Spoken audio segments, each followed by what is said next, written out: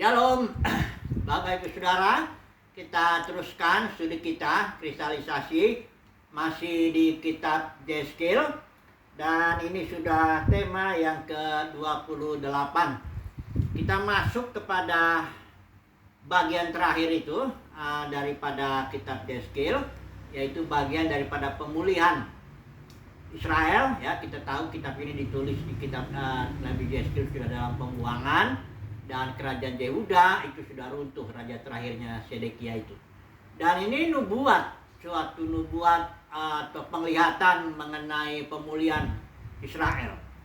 Nah, sepertinya memang pengulangan ya, karena ini kita mau bicara mengenai warisan Israel, yaitu tanah perjanjian ya, tanah Palestina itu, dan sepertinya hampir mirip lah ya, ada sedikit sih bedanya ya. Kita lihat bait suci itu ke yang kalau kemah Musa itu bait sucinya tanah 100 hasta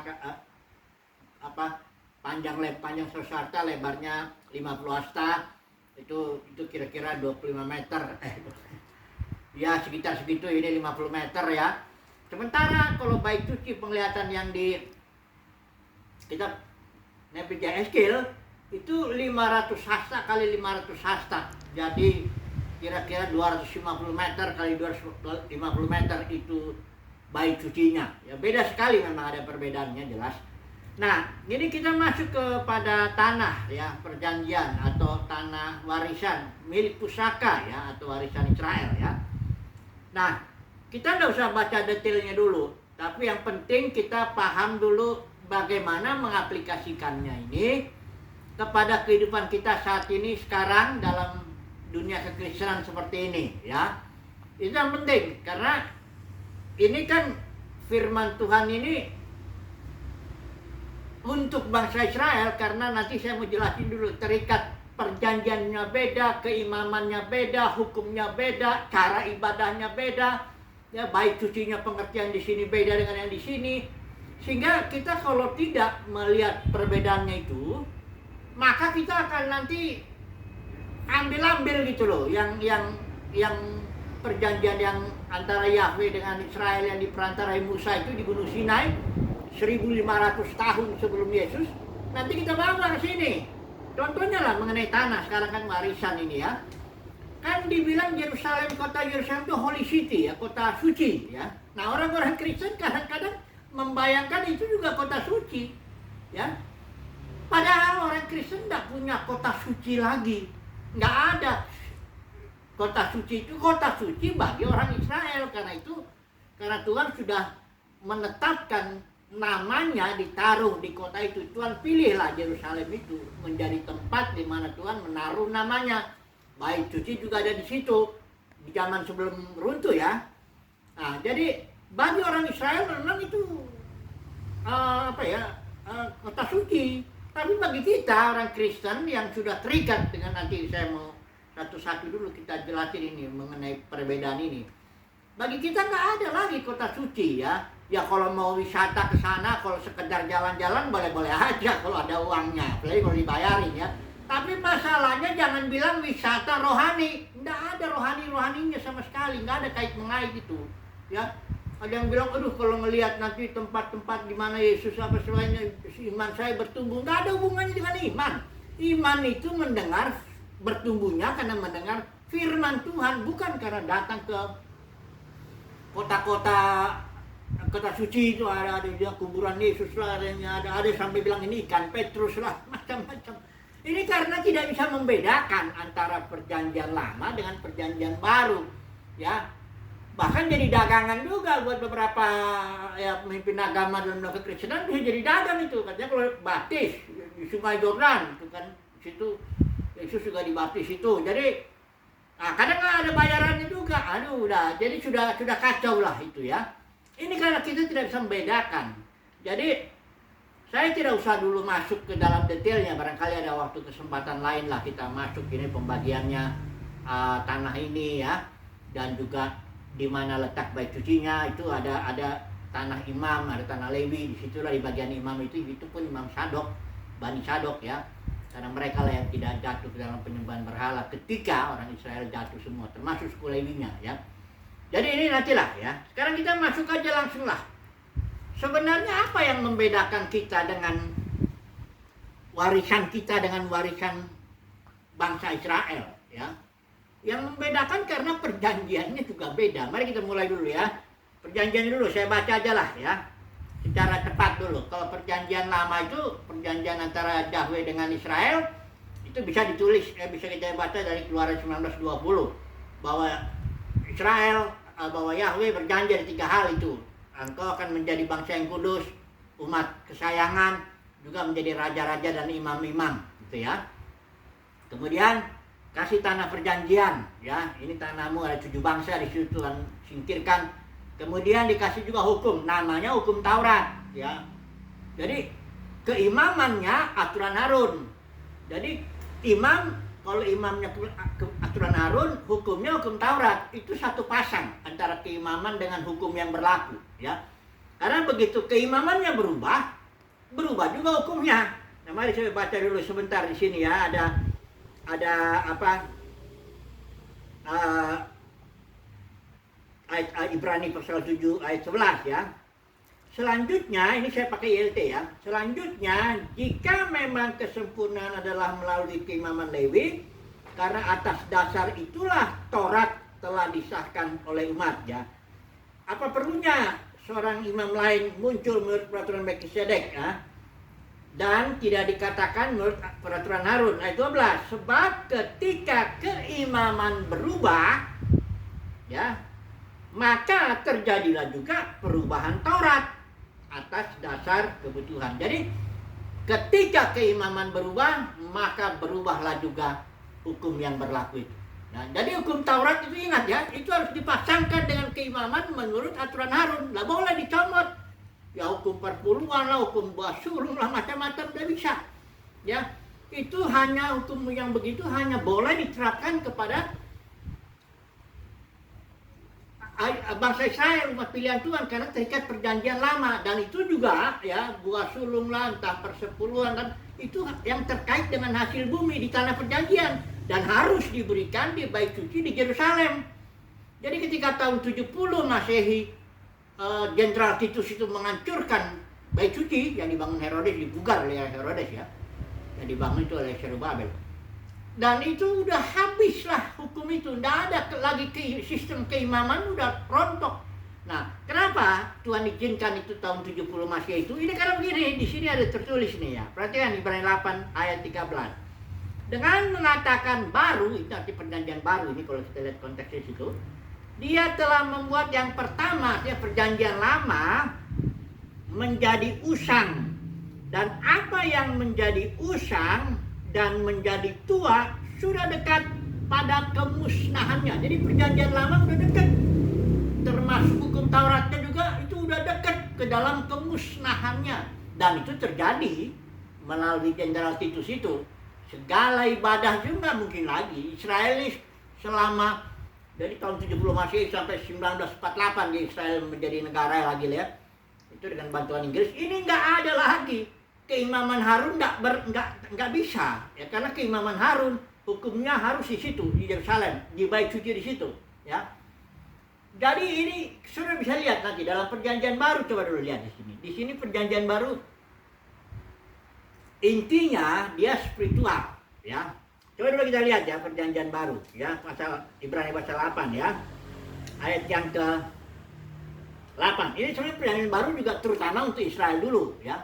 Hanya dibawa oleh Paulus, ditawarkan kepada bangsa-bangsa lain ya perjanjian baru itu. Nah, mari kita lihat isinya apa. Katakan di sini, aku akan mengadakan perjanjian baru yang terutama atas keluarga Israel dan atas keluarga Yehuda. Nah, inilah intinya. Ayat 10. Untuk memberikan hukum-hukumku ke dalam akal budi mereka dan menuliskannya dalam hati mereka. Ini intinya. Kalau perjanjian lama itu hukumnya tertulis di dalam loh batu, 2 loh batu. Kalau perjanjian baru tertulis, Tuhan yang menulis itu ke dalam hati. Itu beda sekali, sudah sangat sekali beda. Ya, efeknya juga beda. Di sini dikatakan ada 3, mengenal Yahweh, mengenal Tuhan secara batiniah, itu 1. Yang kedua, tidak lagi Tuhan mengingat-ingat dosa. Kalau orang Israel itu beribadah, mereka bisa ingat dosa. Karena tiap saat itu dipersembahkan korban yang membuat mereka ingat bahwa ada dosa. Karena darah korban itu kan nggak mungkin membersihkan dosa manusia. Kalau di sini kan darah Yesus yang membersihkan. Ya dalam arti makanya sekali dia itu dikorbankan domba Paskah itu betul-betulan kita bisa mengenal Yahweh secara atau mengenal Tuhan itu secara batinnya. Yang kedua, kita tidak ingat-ingat lagi akan dosa, sudah dihapus. Baik Yahweh maupun kita tidak lagi berpikir soal dosa-dosa, dalam arti darah Yesus sempurna, sekali tak habis, ya sudah nggak ada lagi itu. Nah kemudian dikatakan di sini aku akan berbelas kasihan, bahkan berbelas kasihan ya atas kita. Ini perjanjian baru ya, ingat ya, perjanjian baru itu yang buat itu Yesus di malam terakhir ya, ketika dia dengan murid-muridnya berkumpul, dia pernah merayakan Paskah dulu. Ada 2 perayaan tuh, Matius 26, saudara bisa lihat di situ. Yesus mengadakan perjanjian dengan murid-muridnya. Itu perjanjian baru, karena di Matius itu disebut darah perjanjian itu yang disimbolkan oleh Yesus. Anggur, roti ini dan tubuhnya dipecah lah begitu. Inilah darahku, darah perjanjian baru maksudnya itu, ya. Nah disitulah Yesus bikin perjanjian baru, ya. Nah sekarang saya mau melihat dulu perbedaannya ini ya. Keimaman apa kalau dalam perjanjian baru? Karena dalam surat Petrus dibilang kita semuanya imam-imam. Tapi imam-imam aturan siapa? Nggak mungkin aturan Harun. Karena kalau aturan Harun kita mesti suku Lewi. Mana bisa lagi kita jadi saya suku Batak? Nggak mungkin lah, ya. Nggak mungkin. Jadi kalau, dan memang Yesus itu bukan imam besar menurut aturan Harun. Yesus saja nggak berhak menyebut dirinya imam besar aturan Harun karena dia bukan dari suku Lewi, ya. Dia dari suku Yehuda. Jadi kalau gitu Yesus itu imam besar aturan siapa? Nah, kalau saudara lihat di sini dalam Kejadian itu Abraham itu Yesus itu imam besar imam besar menurut aturan Melkisedek. Ya, di sini ya kalau saudara lihat baca ya Kejadian 14 ini ya. Ini ada seorang yang namanya Melkisedek. Ini raja dan imam. Dia bawa roti dan anggur. Dia itu seorang imam ayat 18 bagi Elyon, ya, bagi the most high God ya. Ini nama Yahweh, nama Tuhannya pun beda. Kalau Israel namanya Yahweh, artinya Tuhan perang, ya, karena nama itu mengungkapkan karakteristik, ciri, reputasi, hukum-hukum semuanya. Ini Yahweh nih, ya, Tuhan perang. Saudara bisa lihat itu ayatnya itu ketika Israel itu bersorak-sorai, Miriam juga dia menyebut di situ ya, waktu tentara Firaun tenggelam. Kalau ini the most high God itu artinya Yesus itu anak dari the most high God, itu Tuhan yang maha tinggi, otoritas tertinggi. Maka ketika Yesus mati bangkit, dia bilang segala otoritas di surga di bumi sudah diberikan kepadaku. Nah kita ini imam-imam, Yesus sebagai perintis, kita imam-imam yang mengikuti aturan Yesus itu, aturan Melkisedek, hukumnya beda. Nah coba dulu lihat hukumnya ya, apa ada nggak singgungan sedikit pun dengan hukum Taurat? Nggak ada. Perhatikan ini, dari Ibrani 7 ya, pasal yang ke-15, Ibrani 7 ayat 15. Dan adalah jauh lebih nyata lagi jika menurut kesamaan Melkisedek muncul seorang imam lain yang telah datang, perhatikan, tidak menurut Taurat. Memang kalau Melkisedek hukumnya lain ya. Kemudian dikatakan di sini melainkan menurut kuasa hidup yang tidak berkesudahan, artinya hayat. Zoe istilah Yunaninya di sini yang dipakai itu zoe istilah Yunani, artinya suatu jenis hidup yang dijalani oleh Elohim saat ini. Karena Yesus datang, dia nggak memberikan Taurat. Dia juga bukan membatalkan, dia menggenapi. Karena perjanjian lama itu sebenarnya hanya, kalau dalam Kolose 2 ayat 17, saudara bisa periksa itu hanya simbol, lambang, nubuat, tapi wujudnya, realitanya, penggenapannya itu Kristus. Pribadi, orang-orang, Kristus kepala itu Yesus, Kristus tubuh, ya gereja pemenang ya, karena gereja sekarang udah jatuh ya. Oke. Jadi Yesus datang tidak sama sekali memberikan hukum Taurat. Apa yang dia berikan? Aku datang, kata Yesus, aku datang supaya mereka mempunyai hidup, itu zoe, ya.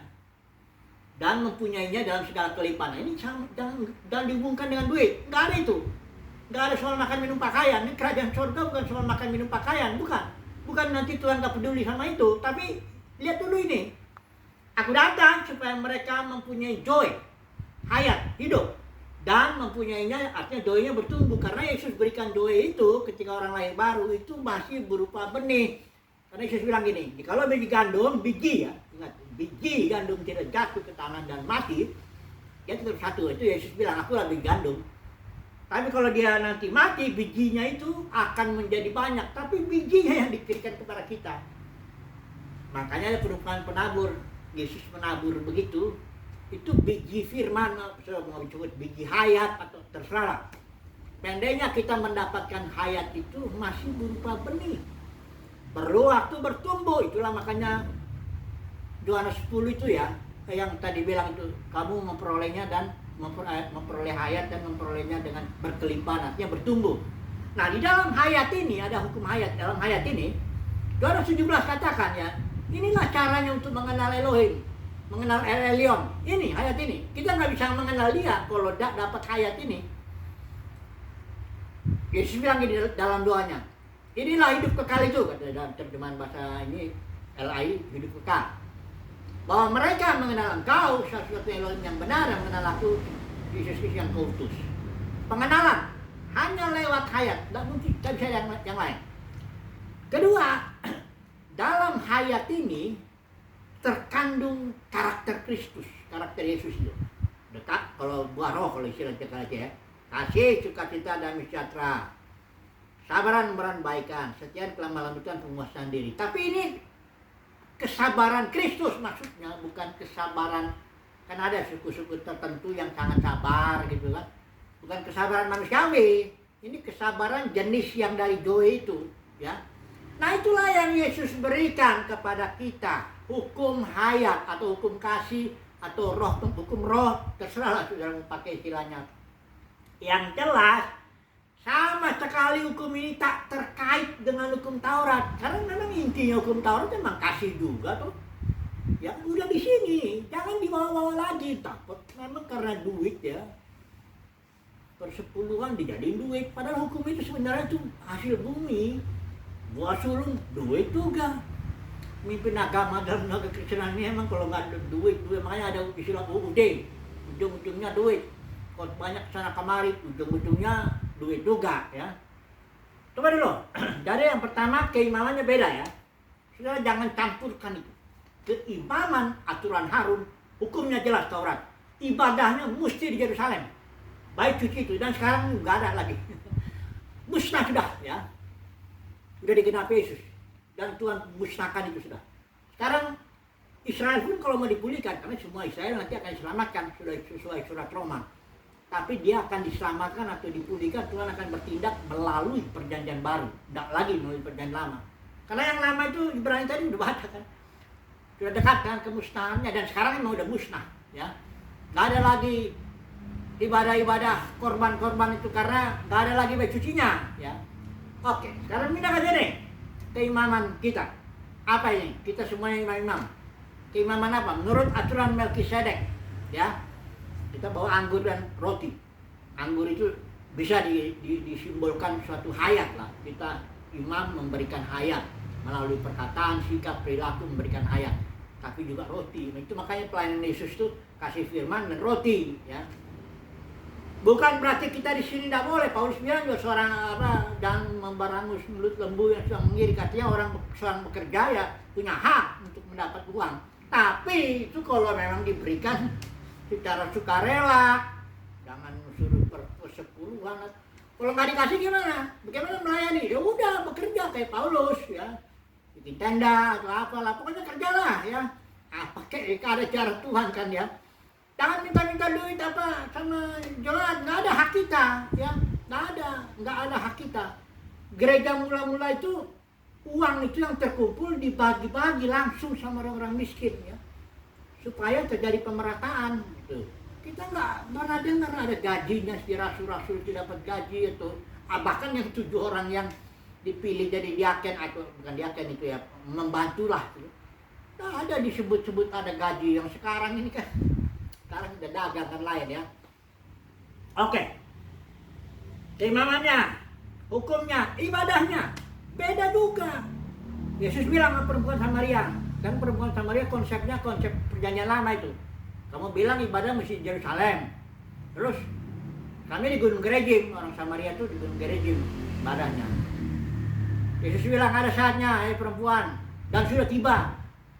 Kamu nggak beribadah di gunung ini, gunung itu, tapi kamu beribadah dalam roh dan kebenaran, realita, roh. Kenapa dalam roh? Ya karena hukumnya di sini kok. Ibadah itu dalam batin, ya.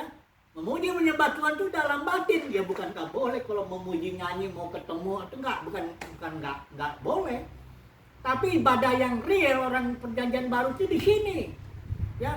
Bukan soal bertemu harus datang di gedung denominasi ini tiap ini rutin lagi katanya.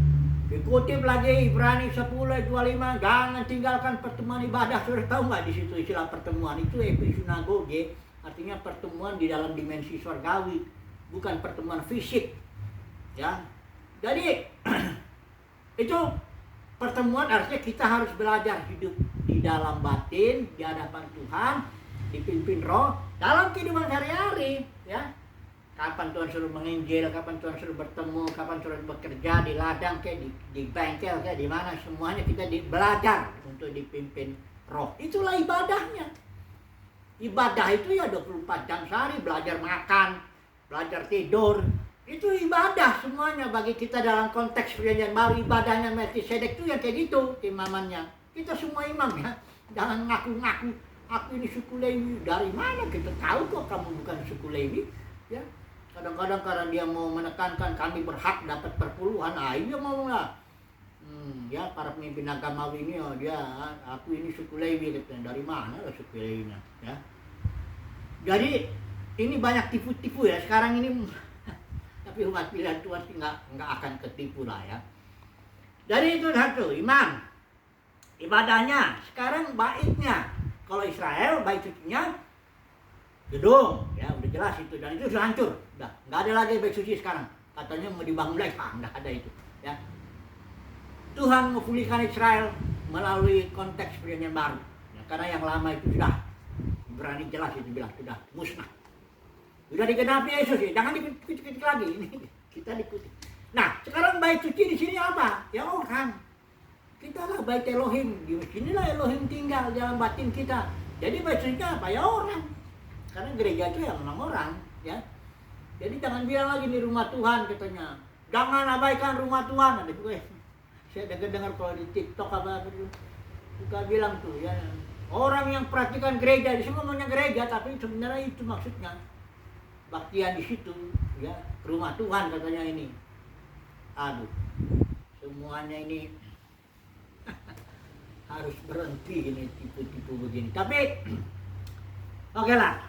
Sekarang masuk kita ke warisan, ya. Sebenarnya warisan kita apa? Ya. Ini yang masuk dulu sebentar ya, supaya kita tahu ya. Orang warisan Israel itu salah satunya itu tanah perjanjian, ya. Tapi warisan gereja itu apa? Coba dulu kita baca Galatia ya. Galatia pasal yang ke-3 ya. Ayat yang 14, saya baca nih ya. Supaya di dalam Kristus Yesus, yaitu kita ini orang perjanjian baru yang dalam Kristus Yesus, berkat Abraham dapat sampai kepada bangsa-bangsa lain. Sehingga kita dapat menerima apa nih? Janji mengenai roh. Tadi berkat Abraham yang kalau buat keturunan Abraham yang jasmani, itu Israel, itu berkatnya ya itu salah satu tanah perjanjian, warisan milik pusaka mereka itu. Kalau kita yang dalam konteks perjanjian baru ini apa nih? Berkat Abraham buat kita roh, dan itu diterima melalui iman, ya.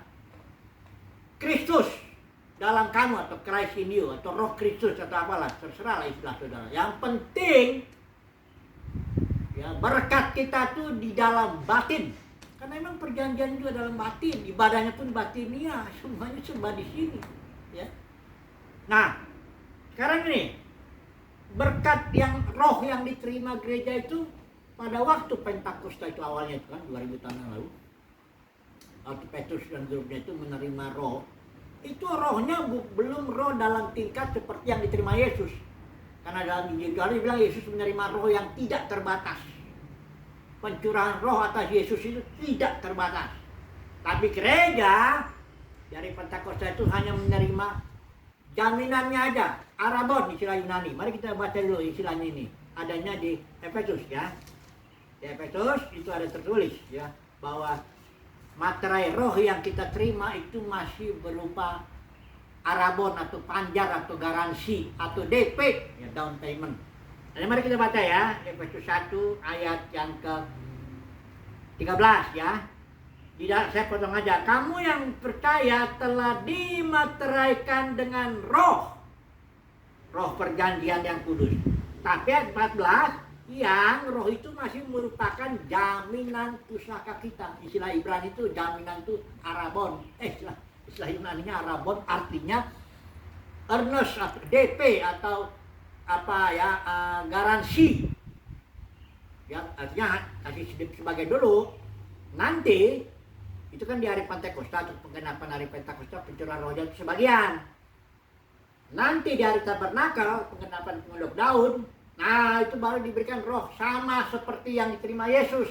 Itu sebabnya Yesus bilang, kamu akan melakukan hal-hal yang lebih besar daripada yang kulakukan. Kenapa? Karena kita menerima pencurahan roh yang sama seperti yang diterima oleh Yesus. Roh tak terbatas.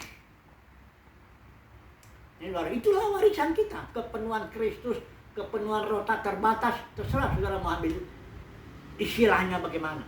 Yang penting pemahamannya kita tahu warisan kita adalah Roh Kudus. Tapi yang kita terima saat ini masih berupa arabon atau panjar atau DP atau garansi. Nanti ketika penggenapan hari pondok daun atau kedatangan Tuhan, kalau orang Kristen biasanya sebut kedatangan Tuhan kedua kali begitu. Disitulah kita menerima kepenuhan Kristus, ya. Tapi bukan untuk diangkut ke surga nanti nyanyi lagi di sana. Jalannya dari emas katanya. Ya, ada juga bilang di sana tuh para pemimpin agama nih jualannya surga juga, termasuk salah satu jualannya itu.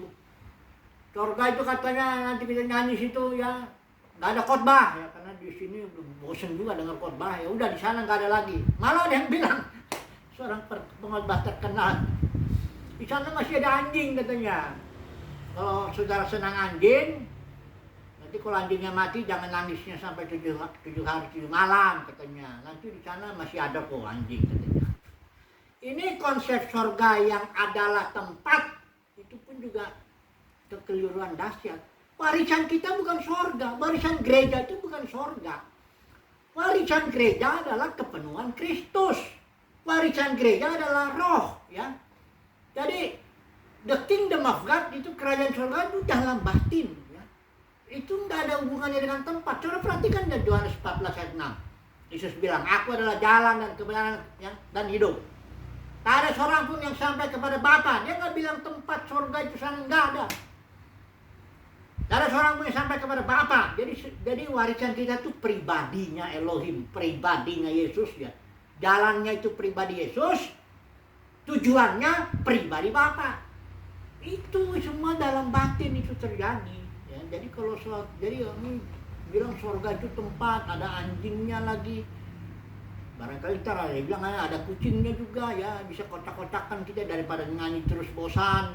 Kacau. Itu mirip-mirip dengan saudara kita sebelah konsepnya. Sangat jasmani, ya, sangat pikiran itu sangat-sangat duniawi ya. Kalau nggak saya bilang begitu kan. Nah, oke lah. Sekarang kesimpulan aja lah dulu. Ya. Warisan Israel jelas. Milik pusaka Israel jelas tanah perjanjian. Kenapa dia tanah perjanjian? Karena itulah perjanjiannya ya antara Yahweh dengan Abraham itu El Shaddai ya, dengan Abraham itu sambung itu dengan Yahweh dengan Israel sambung sama. Karena ya, kalau pada Abraham keturunan yang banyak, Israel juga dapat janji itu ya. Itu ada berkat, ada kutuk, semuanya kelihatan. Saudara bisa lihat itu jasmani. Memang itu simbol. Perjanjian lama kan simbol. Kita di sini apa? Warisan kita, milik pusaka kita. Kepenuhan Kristus yang sekarang kita baru terima hanya panjarnya aja. Roh baru panjar, ya. Baru DP. Tapi itu kan suatu tanda bukti kalau dimeteraikan dikasih DP kan udah pasti nanti Tuhan akan bayar. Sisanya itu loh. Jadi penuh kita. Itu dia kepenuhan Kristus, pribadi Elohim itu penuh dalam kita. Wah, itu jauh lebih. Makanya kadang orang Kristen senangnya tempat sih, senangnya berkat-berkat sih. Karena itu udah cerita sebentar ya. Dulu kami waktu pemuda ada program penginjilan ke Monas itu, Monas di Jakarta itu. Jadi saya suka tanya itu penginjilan sana, kamu mau nggak berkat Tuhan? Oh mau katanya, tanya dulu, apa berkat Tuhan? Oh itu rumah, mobil, kesehatan, atau semuanya lah. Yang saya jasmani saya sebut gitu. Mau dia bilang. Nah sekarang kamu mau nggak Tuhan Yesus? Enggak mau. Karena orang lebih senang berkatnya daripada pribadinya. Begitu juga konsep surganya orang Kristen umumnya, termasuk para pengkhotbahnya itu. Surga itu tempat katanya. Kok kenapa? Apa suka tempat? Nggak suka Tuhan apa nggak suka gimana? Nah, sudahlah ya. Jadi kesimpulannya, bagi umat pilihan Tuhan yang ngerti, ya, bahwa aku adalah imam menurut aturan Melkisedek harus belajar bagaimana memberikan anggur dan roti. Aku harus belajar berfungsi beribadah dalam batin, dalam setiap mulai bangun, tidur, makan apa semuanya, bekerja. Itulah ibadahku. Kalau Tuhan gerakan bertemu ya bertemu kesini, mau ketemunya di kafe kek, mau ketemunya di mana kek, kita pertemuan memuji menyembah Tuhan. Itu pun aturannya 1 Korintus 14 ayat 26. Kalau ketemu ya seorang berkasihlah pengajaran. Ini karunia bahasa roh dengan tafsirannya apa semuanya. Ya, tidak ada yang bentuk-bentuk ibadah model apa di gedung denominasi itu kita hanya jadi penonton di situ. Dah begitu ya. Jadi puji Tuhan lah. Semoga topik ini mengenai warisan semakin jelas terutama bagi umat pilihan Tuhan. Haleluya. Amin.